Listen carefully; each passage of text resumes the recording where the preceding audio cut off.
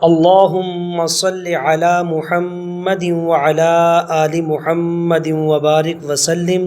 بسم اللہ الرحمن الرحیم۔ السلام علیکم ورحمۃ اللہ وبرکاتہ۔ پیارے دوستو، آج کا عمل بڑا نایاب اور بڑا ہی قیمتی عمل ہے۔ جن لوگوں کو یہ مسئلہ ہے اور شکایت ہے کہ ان کے گھر کے اندر سایہ ہے، جنات ہیں، شیاطین ہیں، یا ان کو یہ لگتا ہے کہ ان کا کام کسی نے بند کر دیا ہے، ان کے کاروبار میں بندش ہے، یا ان کو لگتا ہے کہ رزق کسی نے باندھ دیا ہے، گھر کے اندر لڑائی جھگڑے رہتے ہیں، اکثر نا اتفاقیاں ہوتی ہیں، بیوی سے جھگڑا رہتا ہے، تو آج کا عمل ان لوگوں کے لیے خاص ہے۔ لہٰذا ویڈیو کو ایک سیکنڈ کے لیے بھی اسکپ نہ کیجیے گا، کیونکہ آج میں نے بڑی قیمتی باتیں آپ سے کرنی ہیں۔ ایسا نہ ہو کہ کوئی ایک بات بھی رہ جائے جس کی وجہ سے آپ کو مکمل طور پہ فائدہ حاصل نہ ہو سکے۔ پیارے دوستو، اللہ تعالیٰ نے اس جہان کے اندر مختلف قسم کی مخلوقات کو پیدا کیا ہے، جن میں سے 3 بڑی بڑی مخلوقات ہیں۔ سب سے پہلی مخلوق وہ فرشتوں کی ہے۔ اللہ تعالیٰ نے فرشتوں کو نور کے ساتھ پیدا کیا ہے، اور قرآن پاک کے اندر 28ویں پارے میں اللہ تعالیٰ ارشاد فرماتے ہیں، لا یعصون اللہ ما امرہم ویفعلون ما یؤمرون۔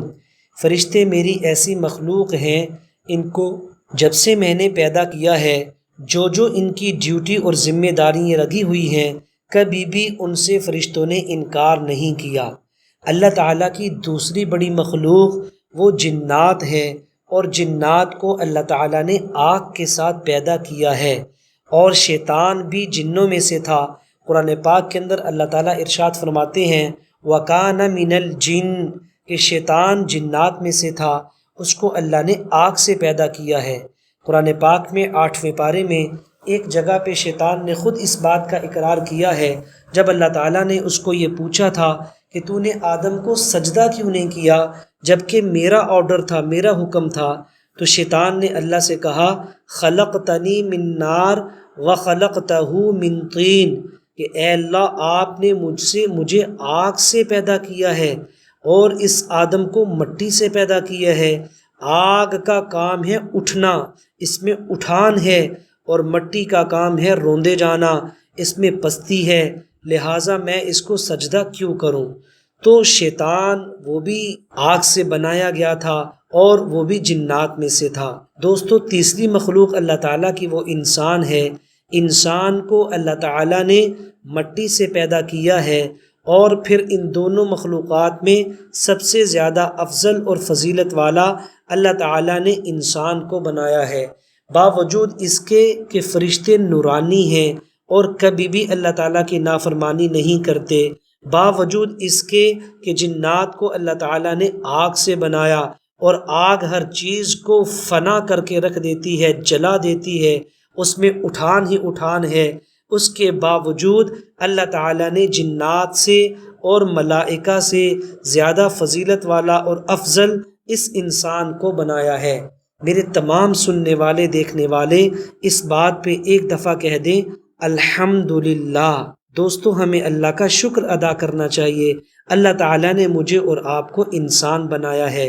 قرآن پاک میں اللہ نے ارشاد فرمایا ہے، وَلَقَدْ كَرَّمْنَا بَنِي آدَمَ وَحَمَلْنَاهُمْ فِي الْبَرِّ وَالْبَحْرِ، کہ آدم علیہ السلام کو اور آپ کی اولاد کو ہم نے سب سے زیادہ فضیلت والا بنایا ہے۔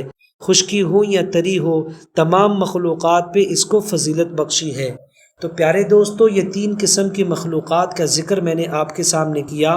اب جیسے نبی پاک صلی اللہ علیہ وسلم کی ذات پہ ایمان لانا اور آپ کو خاتم النبیین سمجھنا انسانوں کے اوپر فرض ہے، ایسے ہی جنات کے اوپر بھی فرض ہے، اور ایسے ہی ملائکہ کے اوپر بھی فرض ہے۔ دوستو، انسان کے پیدا ہونے سے پہلے اس دنیا کے اوپر جنات ہوتے تھے، ان کے بھی قبائل ہوتے تھے، ان کی بھی برادریاں ہوتی تھیں، اور اب بھی ہیں، ان کی بھی فیملی سسٹم ہے، اور ان کی بھی آپس میں لڑائی جھگڑے ہوتے ہیں، شادی بیاہ ہوتے ہیں۔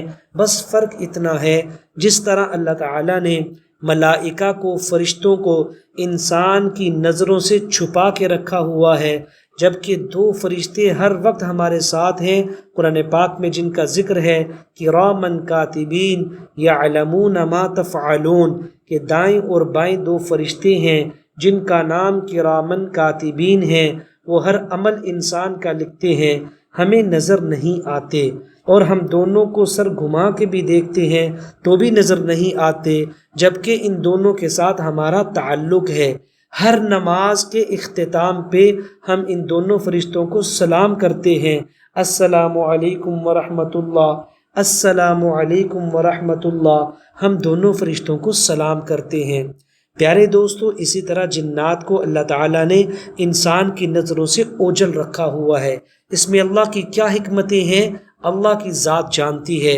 اب بعض جنات اتنے شرارتی ہوتے ہیں کہ وہ انسانوں کو تنگ کرتے ہیں، باوجود کوئی قصور نہ ہونے کے، جیسے مسلمان میں چور بھی ہیں، ڈکیت بھی ہیں، رہزن بھی ہیں، چوریاں کرنے والے بھی ہیں، حالانکہ وہ کہنے کو مسلمان ہیں، اور گناہ گار سے گناہ گار لوگ بھی ہیں۔